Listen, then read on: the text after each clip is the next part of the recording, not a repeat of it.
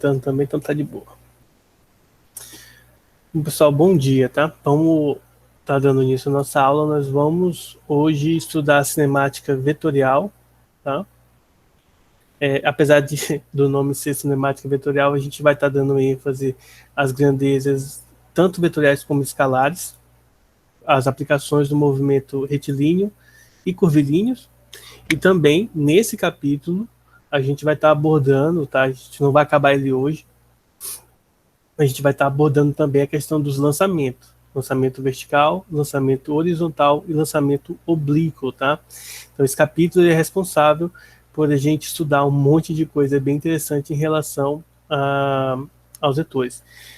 Seguindo a cronologia do nosso material, não é a cronologia que eu acho muito interessante, mas eu vou seguir a cronologia dele. Então, nós vamos começar por esse conceito aqui. Se as coisas estiverem pequenas, tá?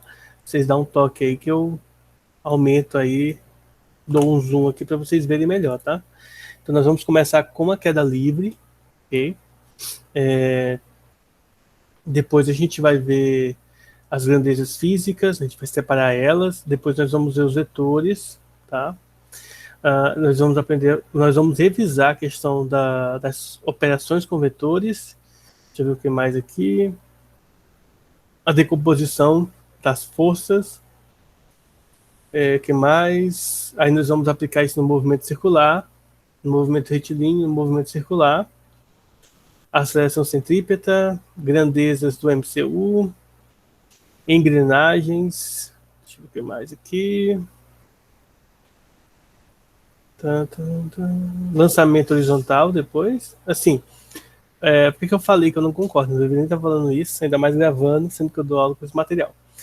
Eu só achei meio estranho a parte dos lançamentos estarem separados. Somente isso, apesar de queda livre não ser um lançamento, geralmente nós usamos, né, nós estudamos isso tudo junto. Mas ninguém vai morrer por isso, então deixa eu voltar lá em cima. Isso aqui eu fiz só mostrando, falando para vocês basicamente as coisas que nós iremos ver e abordar nessa parte aqui da apostila, tá? No capítulo 3. Então, vamos lá. Então, nós vamos começar com a queda livre. E de forma resumida, o que seria queda livre, né? Acho que eu vou dar um zoom. Vou ampliar um pouco mais aqui as imagens, tá? Qualquer coisa vocês podem falar ou mandar no chat aí, tá? Que aqui tá o computador e aqui tá o notebook aqui que eu vejo o chat. E como a gente não tá exigindo que vocês liguem a câmera, então tanto faz aqui, né? Mas em outras instituições a gente está exigindo que os alunos liguem a câmera. O aluno que não liga, a gente está tirando da aula. Basicamente isso. Bom, mas vamos lá. Então a gente vai começar com a queda livre. E a queda livre basicamente é o seguinte. Quando você solta o corpo, você solta um corpo, ele vai iniciar com queda, com velocidade inicial igual a zero, vai partir do repouso. Então, através da aceleração da gravidade, ele vai adquirindo, então, um aumento de velocidade no sentido para o solo, tá? Bom, uma coisa que é interessante, que muitas vezes a gente acha que a gente não entende isso muito bem, porque por conta do contexto que nós vivemos, isso não acontece. Eu vou já explicar para vocês, é o seguinte. Uma pergunta que era feita na Grécia Antiga é a seguinte: se soltarmos dois corpos de massas diferentes de uma mesma altura, qual dos dois atingirá o solo primeiro? O mais pesado ou o mais leve? Intuitivamente, a gente é levado a pensar que o que chega no solo primeiro é o mais pesado, correto? E isso depende. Isso depende de alguns fatores, tá? Mas, claro que aqui na superfície do nosso planeta, por conta da resistência do ar e de outras interações que podem ocorrer dos corpos através da massa que eles possuem, eles não vão chegar ao mesmo tempo. Mas basicamente é o seguinte: a equação da queda livre, pessoal, que a gente vai ver daqui a pouco, ela é definida igual à equação do espaço para o movimento uniformemente variado, que é o seguinte: S igual a S0 mais V0 vezes o tempo, mais 1 sobre 2 vezes a aceleração e tempo ao quadrado. E aqui tem um detalhe: se eu considero o zero, a posição inicial aqui em cima, Então eu posso cancelar aqui a posição inicial, como ele vai partir do repouso, a velocidade inicial é nula, e aí eu vou ter que a altura que ele se deslocou, né, o tanto que ele se deslocou vai ser dada por essa expressão, a aceleração vezes o tempo ao quadrado, dividido por 2, se eu considerar a aceleração da gravidade como sendo 10, e aí a fórmula fica 10t ao quadrado dividido por 2, simplificando, né, a fórmula resumida vai ser 5t ao quadrado. Essa seria a fórmula para a queda livre. Claro que a gente poderia argumentar de outra maneira, como 9,8 e tal, mas esse não é o foco. Se eu considero o solo como sendo zero, aí eu tenho que modificar algumas coisas. Duas coisas precisam ser modificadas. A primeira, a gravidade vai ser negativa, e a segunda, a posição inicial vai ser diferente de zero, tá? Então, esse é um detalhe importante aí que a gente tem que estar analisando. Então, geralmente, nós consideramos aqui igual a zero para facilitar a nossa vida. Então, na queda livre, tem uma coisa interessante, tá, pessoal? Se nós soltarmos dois corpos em queda livre, eles vão cair ao mesmo tempo, desde que não haja interações extras, né, como a resistência do ar. Então, se você estiver no vácuo, conseguir fechar uma sala no vácuo e soltar, por exemplo, uma pena e uma maçã, ambas irão cair ao mesmo tempo, chegar no solo ao mesmo tempo. Por quê? Porque as equações que nós iremos abordar agora, que são as equações da queda livre, elas diz respeito somente à queda livre. Tá? Ela não diz respeito, melhor, ela não fala sobre, deixa eu limpar aqui, ela não fala sobre massa, só fala sobre as outras constantes, melhor, outras variáveis como distância, velocidade e tempo, e aceleração. Então, aqui para vocês, de forma resumida, as equações que regem o movimento em queda livre são essas três aí, que são as mesmas equações do movimento uniformemente variado, com algumas adequações, tá? Essa aqui é a fórmula para o cálculo da velocidade. Esse mais ou menos aqui é porque depende do ponto de referência que você toma. O ΔS aqui é a equação do espaço, e aqui embaixo nós temos a equação de Torricelli, tá? O mais ou menos é por conta do ponto de referência que você vai tomar. Se vai ser lá em cima ou embaixo, tá? Alguma dúvida até aí, pessoal? Na queda livre? Tá tranquilo, prof. Tá tranquilo, né? Vocês que estão achando aí que é um horror, gente, não é um horror. É porque, na verdade, a gente garante que, por exemplo, a pessoa que está, teoricamente, que está aqui conectada, ela está pelo menos olhando para a tela do computador do celular, né? Ô, professor, deixa eu te perguntar um negócio. A pressão, ela não interfere aí? Ou o senhor falou e eu não prestei atenção? Não A ouvi. pressão, não. Não? Peso, pressão, nada disso vai interferir. É claro que, sim, Eduardo, como é que eu posso dizer? Num ambiente controlado, essas coisas não vão interferir. Mas é claro que no mundo real, por exemplo, você soltar um objeto aqui, por exemplo, na sua casa, você vai soltar uma caneta e, sei lá, uma bola que pesa 2 quilos, uma bola de futebol. Qual que vai chegar no solo primeiro? Provavelmente vai ser a bola, mas não porque a bola é mais pesada. É por causa da resistência do ar, que impede, por exemplo, que alguns formatos de corpos cheguem primeiro ou não. Por exemplo, se você colocar a caneta nesse formato para cair aqui, ó, de ponta, tá? Provavelmente a caneta vai cair mais rápido. Por quê? Porque essa ponta aqui vai rasgar, entre aspas, o ar com uma facilidade maior do que a bola no formato esférico. Então, dependendo da forma do objeto, dependendo de como que você solta o objeto, ele vai cair primeiro. Mas isso porque nós temos no nosso meio ambiente, né, a resistência do ar. Então, existem alguns elementos que podem dificultar, digamos assim, a aceleração dos objetos. Na verdade, ele vai retardar um pouco essa aceleração. E existem algumas situações que não. No vácuo, por exemplo, que não vai ter interação nenhuma com o meio, só a gravidade, os dois objetos irão cair ao mesmo tempo, vão chegar ao solo no mesmo instante, porque não vai ter interação com eles, tá? Então, para efeitos de ensino médio, de Enem e tal, a gente desconsidera qualquer ação a não ser a ação da aceleração gravitacional. Tá? Então a gente vai considerar como se a gente estivesse soltando os objetos no vácuo, tá? Então, basicamente, inicialmente a gente vai considerar dessa forma, tá? Isso porque é muito, digamos assim, direto essa parte, tá? A gente não consegue desmembrar, tirar uma da outra, mas a gente vai considerar, pelo menos a priori, sem resistência do ar, digamos assim, para dar uma folga para a gente, né? Porque senão a gente complica muito e aí a gente acaba não realizando as coisas de maneira correta. Deixa eu pegar aqui uns exemplos, deixa eu ver se eu acho aqui. Só tenho que achar aqui algumas questões. Na verdade, não faço a mínima ideia, porque é tudo misturado as questões que eu tenho. Aí deixa eu pegar aqui. Estou em elétrica, não quero elétrica.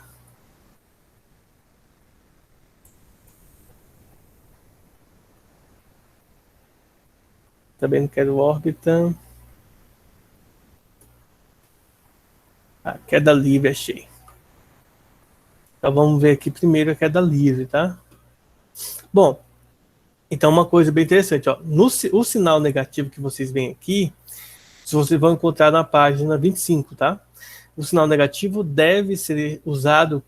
Eu vou até pegar o print daqui para ser melhor, né? Aí vocês quiserem depois, vocês podem estar marcando na apostila de vocês essa parte aqui do sinal negativo, ó. Então diz o seguinte, ó, no sinal negativo, no movimento retilíneo uniforme variado, o sinal negativo deve ser usado quando a velocidade do corpo diminuir.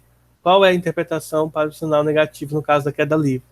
Sempre que um corpo é abandonado de certa altura, sua velocidade aumenta. Mas se o lançarmos para cima, com velocidade inicial, o corpo tenderá a subir e à medida que o tempo passa, a velocidade vai diminuindo.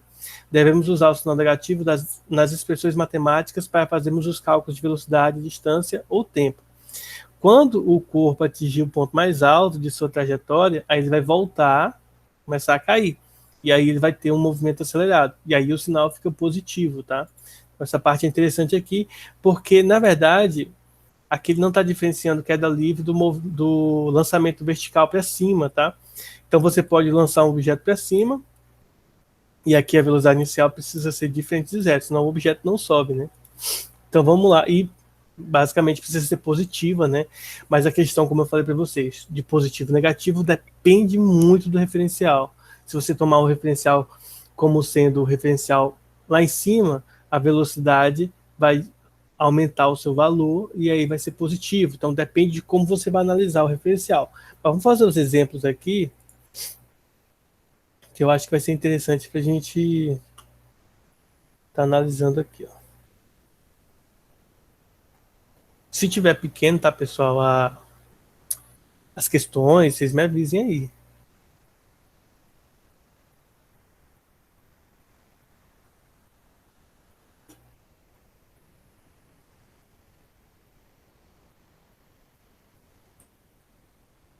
Então vamos lá. A primeira questão diz assim, ó, uma esfera de aço de 300 gramas e uma esfera de plástico de 60 gramas de mesmo diâmetro são abandonadas simultaneamente do alto de uma torre a 60 metros de altura. Qual é a razão entre os tempos que levarão as esferas a atingir o solo? Espécie a resistência do ar. Aqui é interessante, porque essa questão ela pode nos levar a cometer erros, tá? A primeira coisa que a gente precisa levar em consideração é, se não tem resistência do ar, então isso significa dizer que ambas caem juntas. Ele quer a razão entre os tempos, ou seja, por exemplo, ambas levarão X segundos para cair. Então, por exemplo, a razão do tempo da esfera de 300 gramas dividido pelo tempo da esfera de 60 gramas vai ser X segundo para ambas, ou seja, 1. A razão vai ser 1. Então, apesar de terem massas diferentes, como eu mencionei para vocês, na queda livre, isso não influencia no nosso cálculo, no nosso resultado. Então, basicamente, pouco importa aí esse efeito, tá? Deu para entender, pessoal? Ou vocês querem que faça o cálculo e mostre que vai dar 1? Deu, prof. Não, Deu para entender. é porque assim, por exemplo, você pode fazer o cálculo, você quer saber o tempo, então, por exemplo, você pode fazer S, delta S, você pode usar uma dessas fórmulas aqui para calcular, sem problema nenhum. E depois você divide ambas. Mas não é tão interessante, por quê? Porque se você prestar atenção, né, se você ter esse cuidado aí, você vai perceber que pouco importa aí o valor, né? Pouco importa. Porque, no caso aqui, se ele vai ser igual. Deixa eu pegar uma outra questão aqui.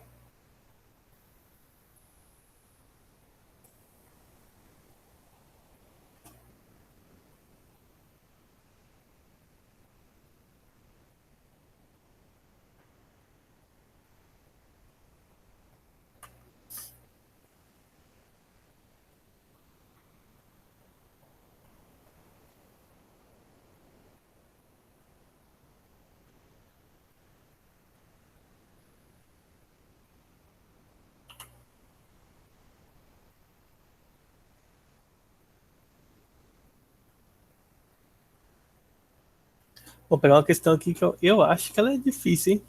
Vamos ver aqui. Só pelo enunciado dela aqui, ela parece ser difícil.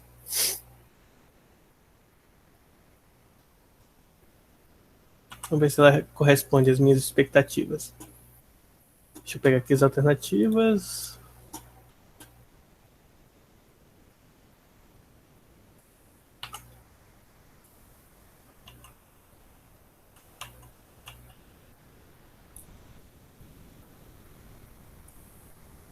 Então vamos lá, olha só.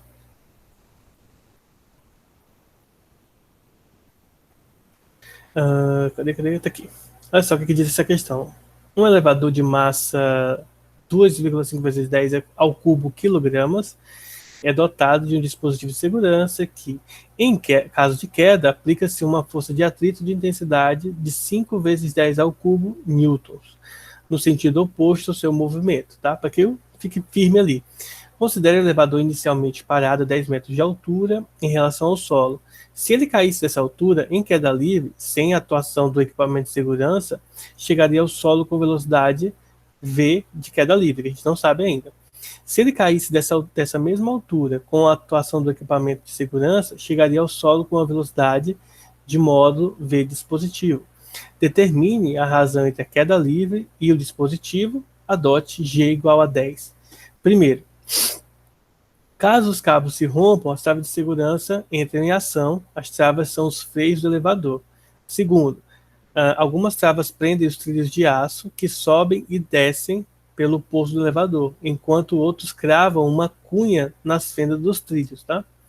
Então, depende aí, claro, do tipo de equipamento, você vai ter efeitos diferentes, tá?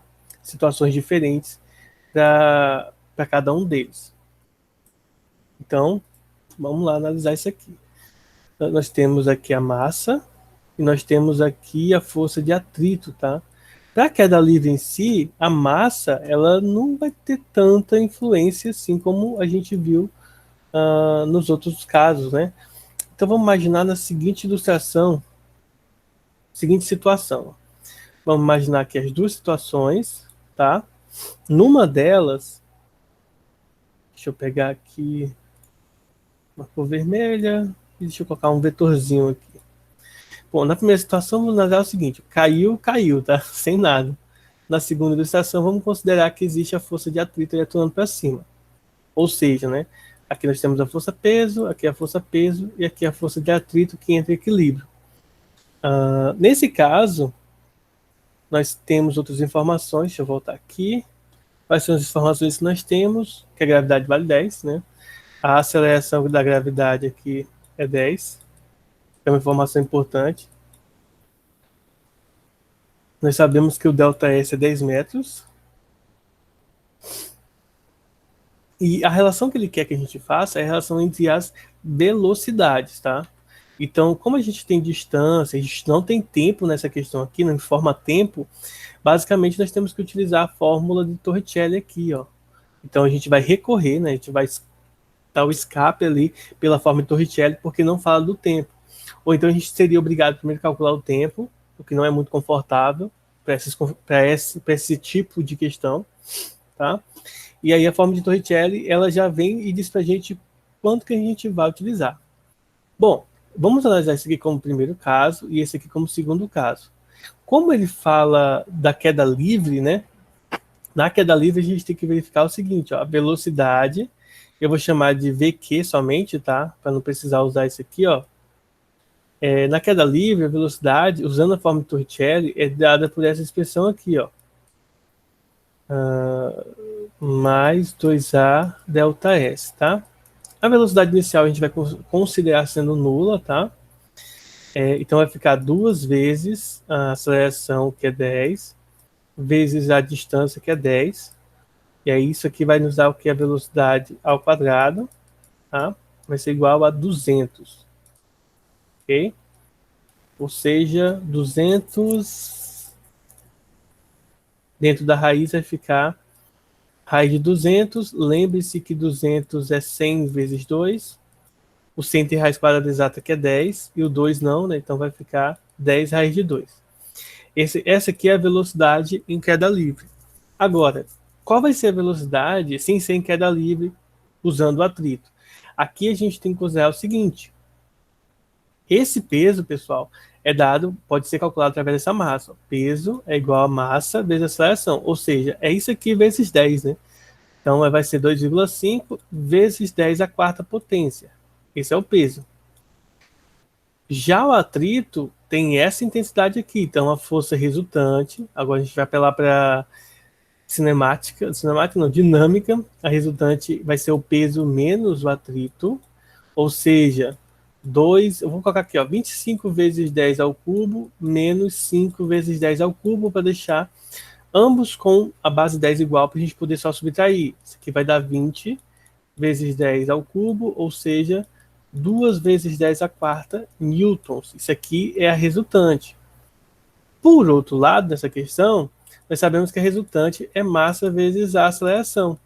Ou seja, a massa, que é aquele carinha ali, e a aceleração que a gente está usando como gravidade. Ou seja, a resultante vai ser a massa desse conjunto vezes gravidade, vezes a aceleração, que nesse caso aqui nós não sabemos basicamente qual que vai ser, porque a gente não pode confundir. A aceleração da queda livre é uma e a aceleração da força resultante do nosso sistema é outra, tá? Então a gente tem que ter esse cuidado aí. Só que tá bem carregado aqui, tá, pessoal? Então o que eu vou fazer? Deixa eu abrir uma página nova aqui para a gente estar analisando, tá? Queda livre, e aí a gente vai analisar aqui separado o sem ser com queda livre, tá? Por que eu quero fazer isso? Para deixar bem bonitinho aqui, ó, para vocês entenderem, tá? Olha só, queda livre, só tem o peso, e aí a gente sabe que nesse caso aqui o peso é massa vezes gravidade, mas a queda livre não importa, né? Como a gente viu, na queda livre é só a gente utilizar a equação de Torricelli, ó. É só substituir a velocidade inicial igual a zero. Eu vou fazer de novo aqui só para ficar bonitinho, e aí eu mando um print depois para vocês lá no Class. A aceleração é a aceleração da gravidade e o delta S de 10 metros, tá? E isso aqui deu 200. E aí, como a gente viu, isso aqui é raiz de 200. 200 é 100 vezes 2. E aí o 100 tem raiz quadrada exata, fica 10 raiz de 2 metros por segundo, tá? Ó, reescrevi de novo. Aqui nós vamos ter a ação do atrito, tá? Que é a questão disse pra gente aqui, que o atrito é 5.000, né? Vou colocar aqui, sem ser notação científica, ó, 5.000. E nós temos o peso aqui, que é massa vezes gravidade. A gravidade deu 22, vai dar 2.500 vezes 10, 25.000, tá? Vai ficar mais simples assim, a gente usar essa notação sem notação científica. E aí nós vamos ter resultante com dois tratamentos, ó. A resultante como sendo a soma das forças, só que elas são opostas, então vão se subtrair. Peso menos o atrito, que vai dar 20.000. E além disso, a resultante é massa vezes a aceleração. Nessa aqui é a aceleração sem ser a aceleração da gravidade, tá? Não confundir, até porque se eu uso a aceleração da gravidade aqui, eu estou dizendo que a resultante é o peso. Nesse caso, nesse contexto, ela não é o peso, tá? Não é só o peso. Então, fazendo aqui a aceleração, esse aqui é a aceleração, a gente não sabe, mas a massa a gente sabe que é 2.500 vezes A. Aí a gente vai juntar essas duas informações, que a força resultante tem que ser a mesma. E aí 2.500 vezes a aceleração é igual a 20.000. Ou seja, qual o número que eu multiplico por 2.500 que dá 20.000? No caso vai ser o 8, né? Só cortar aqui 0 com 0. 200 dividido para 25 dá 8, tá? E essa é a aceleração do sistema, tá? Do sistema. Depois que nós temos a aceleração do sistema, aí a gente pode comparar aqui utilizando a queda livre, tá? Usando essa equação do meio aqui, ó. Como eu falei para vocês, para calcular a distância, né? Relacionar isso com a velocidade, a gente vai verificar o tempo de queda. Professor, por que não pode usar nessa agora a equação de Torricelli? Porque nesse contexto aqui nós vamos ter um movimento acelerado que não vai corresponder à queda livre, tá? Então, primeiro nós vamos calcular aqui o tempo de queda. Basicamente, nós vamos usar essa fórmula aqui, ΔS, igual a 1 sobre 2, vezes a aceleração vezes o tempo ao quadrado. Quando a gente tem queda nesse contexto aqui, a diferença que das distâncias vai ser 10 metros, continua sendo 10 metros. Isso vai ser igual a 1 sobre 2, vezes a aceleração que foi 8, vezes o tempo ao quadrado, que eu quero descobrir o tempo, tá? Aí é só multiplicar cruzado isso aqui, posso multiplicar cruzado ou não, né? Então, 8 dividido para 2 dá 4, por exemplo, então fica 10 igual a 4 tempo ao quadrado, passo 4 dividindo, e aí eu vou ter que o tempo ao quadrado vai ser 10 quartos, ou seja, o tempo ao quadrado é igual a 5 meios, e aí o tempo vai ser igual a raiz quadrada de 2,5 segundo, tá? Chamamos aqui o tempo gravado. Agora que a gente já sabe o tempo, a gente pode calcular a velocidade. Porque, na verdade, olha só a pergunta. Ele quer saber qual que é a divisão da velocidade e das duas velocidades ao quadrado, né? Eu nem precisava ter feito isso aqui, ó. A gente vai usar ao quadrado, ou seja, 200, tá? E aí, para eu descobrir a velocidade, basta utilizar agora a fórmula da velocidade. Ó. Velocidade é igual à velocidade inicial mais a aceleração vezes o tempo. Eu já sei o tempo, eu já sei a aceleração, e a velocidade inicial é nula, tá? Então aqui vai ficar 0 mais 8 vezes o tempo, que é isso aqui, e descobrir aqui a velocidade. 8 raiz quadrada de 2,5. Eu poderia tentar descobrir qual é a raiz quadrada de 2,5, que provavelmente vai ser 0,005, alguma coisa desse tipo, né? Deixa eu usar aqui a calculadora rapidão só para ver quanto é que vai dar. Não, acho que não vai dar mais resultado tão bonito, por isso que eu não vou calcular. Deixa eu ver aqui. Esse quadrado de 0,5, vai dar 0. Escrevi errado, 2,5. Vai dar 1,58, alguma coisa. Então não vale a pena. Por quê? Porque daqui a pouco a gente vai levar ao quadrado, por conta aqui da pergunta, ó, por conta aqui da pergunta que tem elevado ao quadrado aqui em cima, e aí não vai valer a pena a gente tirar da raiz quadrada, tá? Então vamos lá, então. Já sabemos a velocidade que é 200 ao quadrado, né, que é 200, e a outra que é 8 raiz de 2,5. Então, para finalizar a questão aqui, eu precisaria de um espaço aqui que eu não tenho, eu vou fazer aqui. Então, para finalizar, então a velocidade de queda vezes a velocidade do dispositivo ao quadrado vai ser a velocidade de queda ao quadrado e a velocidade do dispositivo ao quadrado, ou seja, que vai dar 200, que eu já sei, né? Ele ao quadrado é 200. E a velocidade de queda ao quadrado eu não tenho ao quadrado, então eu vou ter que elevar ao quadrado. 8 raiz de 2,5 ao quadrado. Resolve a primeira potência. 8 ao quadrado, 64. 2,5 ao quadrado dentro da raiz é 2,5. E eu vou ter 200 dividido por 64 vezes 2,5, tá? Então, vamos lá, ver quanto é que dá isso aí.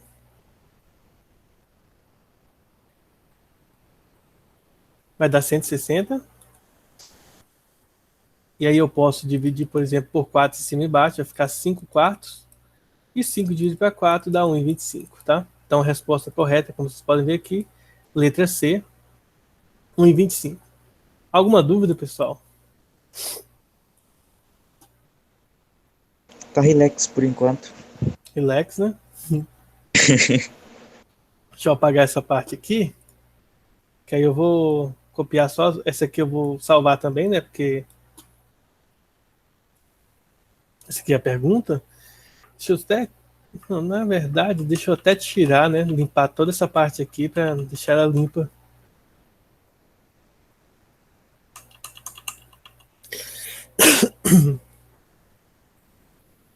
Nossa aula já tá quase acabando, né? Devido ao horário, só deu tempo de fazer uma questão. Misericórdia. Deixa eu ver se eu pego o outro aqui. Ah, não, duas na verdade, né? A gente fez duas questões.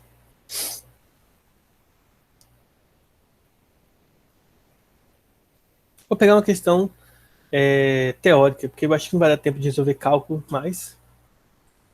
E aí na quarta-feira a gente faz questões com um pouco mais de cálculo aí.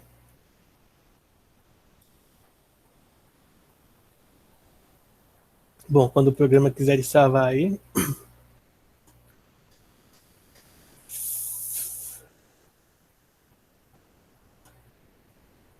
Então a pergunta é essa aqui. Partindo do repouso, duas pequenas esferas de aço começam a cair, simultaneamente de pontos diferentes localizados na mesma altura vertical, na mesma vertical, próximos à superfície da Terra. Desprezando a resistência do ar, a distância entre elas durante a queda irá, letra A, aumentar, diminuir, C, permanecer a mesma, D, aumentar inicialmente, diminuir depois, diminuir inicialmente, depois aumentar. Bom, duas informações importantes aqui. Primeiro,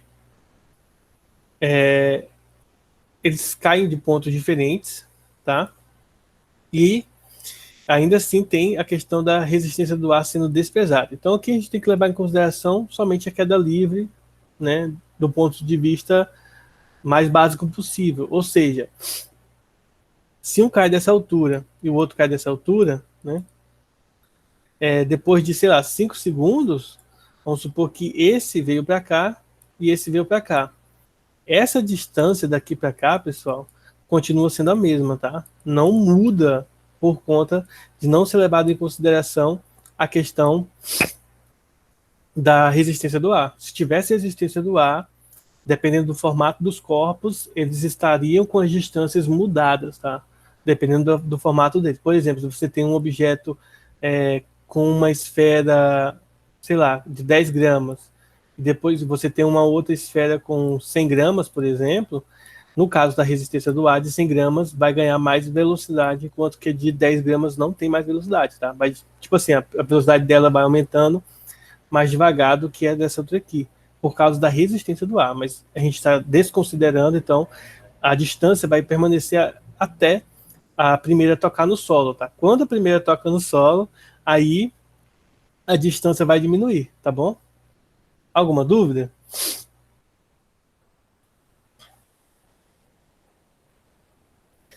Então, com essa questão aqui, eu me despeço de vocês. Daqui a pouco eu envio essas resoluções aqui para vocês. Na aula que vem, aí a gente vai abordar as grandezas escalares e vetoriais, vamos ver as operações com vetores, e depois disso a gente vai ver o lançamento horizontal e lançamento oblíquo, tá? Que tem que levar em consideração a questão vetorial. Esse aqui não precisa, é só analisar a queda, então por isso que a gente ainda não viu a questão vetorial ainda, tá? Então quarta-feira, estudar vetores. Então, pessoal, no mais, fique com Deus. Antes disso, deixa eu interromper a gravação.